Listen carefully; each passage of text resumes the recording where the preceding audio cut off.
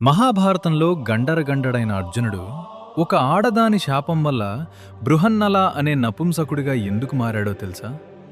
ఆ శాపమే అతన్ని ఎలా కాపాడిందో తెలిస్తే మీరు నిజంగా ఆశ్చర్యపోతారు. ఒకసారి ఇంద్రలోకంలో ఉన్న అర్జునుడిని చూసి ఊర్వశి మోహించి తన కోరిక తీర్చమని అడుగుతుంది. కాని అర్జునుడు ఆమెను నిరాకరిస్తూ, నీవు మా కురువంశ పూర్వీకుల భార్యవు కాబట్టి నాకు తల్లితో సమానం అని గౌరవంగా చెప్తాడు. తనను కాదన్న కోపంతో రగిలిపోయిన ఊర్వశి, నీవు నపుంసకుడువవుతావు అని అర్జునుణ్ణి దారుణంగా శపించింది. అయితే దేవేంద్రుని సాయంతో ఆ శాపాన్ని కేవలం 1 సంవత్సరానికి మాత్రమే పరిమితమయ్యేలా అర్జునుడు వరం పొందాడు.